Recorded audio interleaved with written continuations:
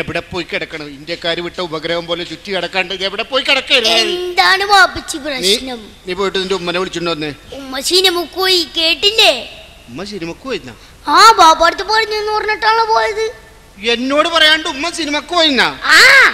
എന്റെ പൊന്നെ, നീ എന്താണ് നിന്ന് പരിങ്ങണ? നീ എന്താ പോക്കറ്റിൽ കയറി? എന്താണത്? ഒന്നുമില്ല.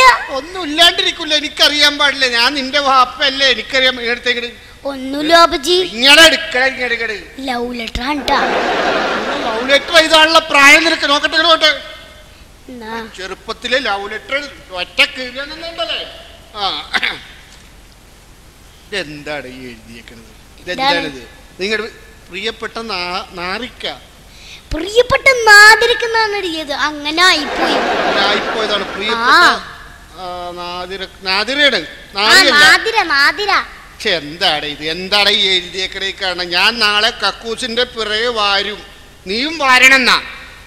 ഞാൻ നാളെ കക്കൂസിന്റെ പിറകെ വരും, നീയും വരണമെന്നാ എഴുതിയത്. പക്ഷെ ഇങ്ങനെ ആയിപ്പോയി. അതും അങ്ങനെ ആയിപ്പോയി.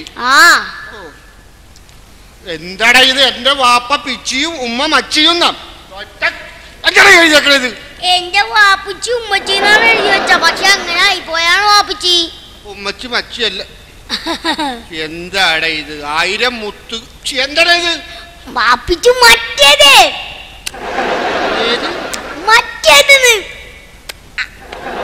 തെളിച്ച് പറയണ. മറ്റേത്. ഓ മറ്റേത്. മറ്റേതായിരുന്നല്ലേടാ. നീ ഇങ്ങനെ പോയി കഴിഞ്ഞ ഇത് പിടിച്ചേ. എന്താണ്? കല്യാണക്കാര്യം പറയാൻ പോണടാ. ഇത്ര ചെറുപ്പത്തിൽ നിനക്ക് നിലത്തിട്ട് ഞാൻ ചവിട്ടിയാൻ കൂട്ടും ഞാൻ. എടാ, നീ ഇത്ര ചെറുപ്പത്തിൽ ഈ പോക്ക് പോയി കഴിഞ്ഞാൽ നീ നാദിരനല്ല, നീ സിൽക്ക് സ്മിതനെ വരെ നീ പ്രേമിക്കും. മനസ്സിലായോ? നിന്റെ വീട് അങ്ങാട് പ്രേമിക്കാൻ പോണ്.